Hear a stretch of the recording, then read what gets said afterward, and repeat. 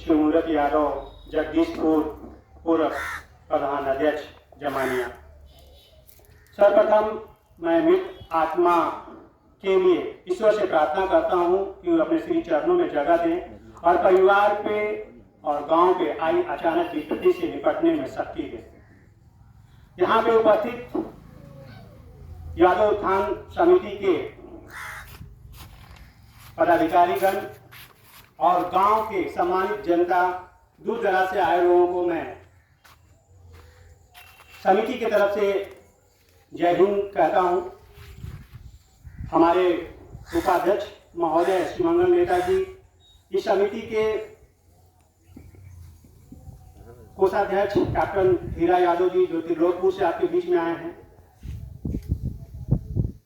पूर्व प्रधान सूबेदार श्री राम यादव सिरभानपुर से, राम प्रताप जी जो कैमरे में हैं सिरभानपुर से, मेरे बड़े भाई जो शक्ति के रूप में मेरे साथ चलते हैं कैप्टन रामदुलाल यादव आलमगंज, पारस यादव जिनका आप लोगों ने बहुत अच्छा खूबसूरत निरूपण सुना और हर जगह अपना समय देते हैं। मैं इनको आज इस सभा के माध्यम से बहुत बहुत धन्यवाद अर्पित करता हूं और हमारे इस ग्रुप को शक्ति के रूप में अपना हमेशा आशीर्वाद देने के लिए जीत मास्टर साहब और अमरनाथ जी का भी मैं बहुत बहुत धन्यवाद व्यक्त करता हूँ। महेंद्र राम जी जो आए हैं कर्महरी से, उनका भी बहुत बहुत धन्यवाद देता हूँ। अभी हरिहर भैया दिखाई दिए थे, अभी नहीं है शायद। इस गांव के लोग मोहन जी, भृगु जी, राम प्रताप जी, शंभू जी, बसनारायण जी, बलिहार, राम सुंदर जी, जितने भी लोग आए हैं और जिनका नाम नहीं है उनका मैं बहुत बहुत धन्यवाद व्यक्त करता हूँ। सबसे बड़ी बात, मैं जीत मास्टर साहब, अमरनाथ जी और श्री राम यादव जी लोगों का मैं बहुत हृदय से आभार व्यक्त करता हूँ कि इस जो हमारी क्रांति को आगे बढ़ाने में आप लोगों ने जो सहयोग दिया, इस परिवार को समझा के, इस गांव को समझा के आज श्रद्धांजलि सभा पहली बार इस गांव में कराने का जो आप लोगों ने कार्य किया है, ये काबिले तारीफ है और हमेशा इसे याद किया जाएगा। एक इतिहास रहेगा इस गांव के लिए कि इस बच्चे का जब मृत्यु भोज की जगह पे श्रद्धांजलि सभा किया गया। आप लोगों ने बहुत अच्छी अच्छी बातें हमारे अधिकारी महोदय के द्वारा से सुना आप लोगों ने, और मैं आप लोगों से प्रार्थना करना चाहूंगा कि आप लोग इस पर विचार जरूर करिएगा कि जो हम लोग निस्वार्थ भाव से आप लोगों के बीच में अपना समय निकाल के, अपना तेल पानी जो भी कुछ लेके निकाल के, इसलिए हम लोग चलते हैं कि समाज, हमारा समाज आगे बढ़े।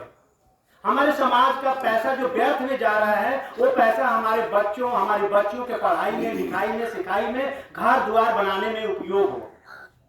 आप जानते हैं कि आज अगर ये भोज करते तो कुछ नहीं जाता, तो कम से कम 1 लाख रुपया तो नॉर्मल है। आज मानते हैं इस बात को आप लोग? अगर ये 1 लाख रुपया हमारी समिति ने अपने थोड़े से समझाने बुझाने से बच जाता है, तो यही हम लोग का प्रतिफल है, हम लोग की मेहनताना है। और हम लोग दिन रात चलते हैं, हम लोग ये नहीं देखते कितने लोगों को समझाते हैं, कोई मानता है कोई नहीं मानता है, जो मानता है उसका साधुवाद, जो नहीं मानता है उसका भी साधुवाद। हम जानते हैं जब हमसे पूर्व जब चलती थी, जब लोगों को, स्त्रियों को सती प्रथा होती थी, लोगों को जबरदस्ती चिता में डाल दिया जाता था। नहीं अगर वो जाती थी तो उसको हाथ में डाल के चिता में डाल दिया जाता पति के साथ। जब वो प्रथा खत्म हो गई तो धीरे धीरे ये भी आगे बढ़ रहा है। आज 2 साल होने वाला है, 2 साल में कभी भी यहाँ पे बहुत अच्छे अधिकारी लोग हैं इस गांव से, लेकिन यहाँ पे सफल नहीं हो पाया। बहुत प्रयास भी किया गया, इससे बीच में नहीं हो पाया, लेकिन आज सफल हुआ है। इससे मुझे मालूम है कि आप लोगों को बल मिलेगा। अच्छे लोग इस बात का उदाहरण लेंगे कि हाँ भाई ये अच्छी चीज है और वास्तविक में अच्छी चीज है। मैं आप लोगों से एक विचार करने के लिए, बहुत कुछ कहने के लिए नहीं है, लेकिन विचार करने के लिए जरूर कहूंगा आप लोगों से। जब भी घाट पे आप लोग जाते, किसी के साथ भी अगर अनहोनी होती है, आपको जो ये मिठाई खिलाने वाली प्रथा है, मैं हाथ जोड़ के प्रार्थना करना चाहूंगा। कौन ऐसा इंसान है जो सक्षम नहीं है कि अगर उसको प्यास लगा है, वो 1 बोतल पानी अपने पैसे से खरीद के नहीं पी सकता है? कोई है ऐसा? बुरा मत मानिएगा। आप लोग इस पे विचार करिए कि क्या हम लोग ऐसे नहीं है, ईश्वर ने इतना हम लोग को समर्थन नहीं दिया कि उस परिवार के ऊपर तो विपत्ति आई है और हम लोग देख रहे हैं कि कब वो पानी पिलाएगा, तब हम पानी पिएंगे, तब हम घर जाएंगे। क्या हम लोग 10 बोतल पानी खरीद के वहां पे नहीं दे सकते हैं कि उसके दूर दराज से आए जो परिवार हैं, उनके जो रिश्तेदार हैं, उनको हमारे पैसे से पानी पिया जाए, एक सहयोग के रूप में, एक सहयोग के तरफ से? क्या ऐसा नहीं हो सकता है?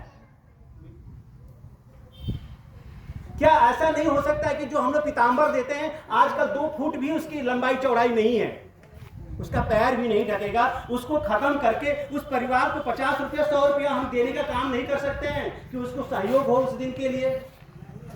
हम क्यों पीताम्बर ले आके दें? उसकी जगह पर 100, 50, 500 रुपया जो सक्षम है आप उस दिन सहायता करने की कोशिश करिए। हमारे गांव में आलमगंज एक छोटा सा गांव है और हम लोग का कोई भी बिरादरी का लोग अगर किसी भी प्रकार की जिस दिन गमी होती है, हमारा एक लड़का कोई भी वो नियुक्त नहीं होता है, कापी लेके बैठ जाता है, 100, 50, 20, 50 लोग इकट्ठा करते हैं, कम से कम 7,000, 8,000 रुपया इकट्ठा होता है। छोटा सा गाँव है, ये तो बहुत बड़ा गाँव है। कई जगह ऐसे काफी उदाहरण अभी शुरू भी हो चुका है। तो हम भी चाहेंगे कि आप लोग इसकी शुरुआत जरूर करें।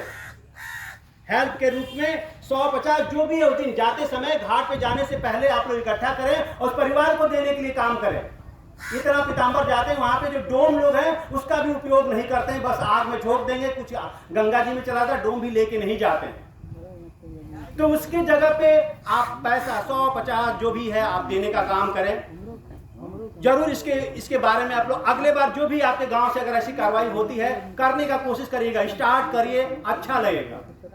एक सहयोग राशि पीताम्बर को खत्म करके मिठाई आप खाने पे बंद करिए। आप लोग जिससे उस परिवार पे जो बोझ है अचानक, एक तो ऐसा बोझ है उसको चिंता ये नहीं है कि मेरा बेटा मर गया, मेरी वाइफ मर गई, मेरा पिताजी मर गया या मेरी पत्नी मर गई, उसको चिंता है कि घाट पे बात मत करिए, कृपया शांति रखिए, बात मत करिए। आप लोग कम से कम उसको उस चिंता से दूर करिए। नहीं तुमको पानी नहीं पिलाना है, हम लोग जैसे टीम बना के पैसा इकट्ठा कर सकते हैं उसी तरीके से टीम बना के उसी पैसे में से पानी ले आके सभी लोगों को पानी पिला दीजिए। कोई जरूरी नहीं है, हमें मानता हूं पहले के जमाने में बहुत ऐसे बुजुर्ग बैठे हैं जो यहाँ से जब लाश जाती थी कंधे पे जाता था गाजीपुर, अरे जमानिया लोग पैदल जाते थे, वहां पे गुड़ बतासा दिया जाता था, वहीं पे नहाते थे। आज तो जैसे चिता पे आग लगी नहीं सभी का यहाँ पे पीछे काम शुरू हो जाता है, तुरंत भागना शुरू करता है, नहीं हमारा तो चला लेना चला के बाद तो हमारा हाई करे के बाद केहू के पास टाइम नहीं थे। अरे ऐसी क्या संपत्ति है कि आपकी संपत्ति सिर्फ इतना ही है कि आपका चिता में आग लगा, आपकी संपत्ति खत्म हो गई, परिवार के वही 5 आदमी बच जाते हैं पीछे, उसके सगे संबंधी, उसके भाई, उसके बेटे, वो कहाँ जाएंगे?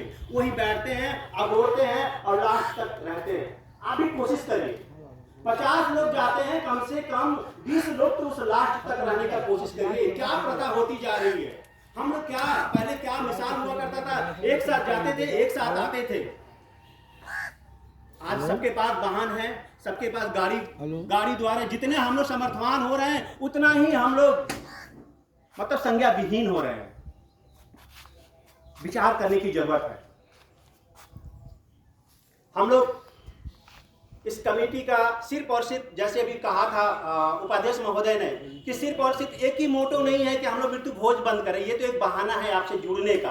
अगर ये नहीं होता तो अब तक हम लोग बीच में आ नहीं पाते। हम लोग मृत्यु भोज के साथ साथ बच्चों की पढ़ाई लिखाई उसको आगे बढ़ाने में जो ऐसा लड़का है गांव से पैसे की वजह से अच्छी शिक्षा नहीं ग्रहण कर पा रहा है, उसके लिए भी हम लोग काम कर रहे हैं कि ऐसे बच्चों का चुनाव करके हम लोग पैसा इकट्ठा करके उस बच्चे को पुशअप करने के लिए कि वो आगे बढ़े, हमारे क्षेत्र का नाम रोशन करे, हमारे समाज का रोशन नाम करे।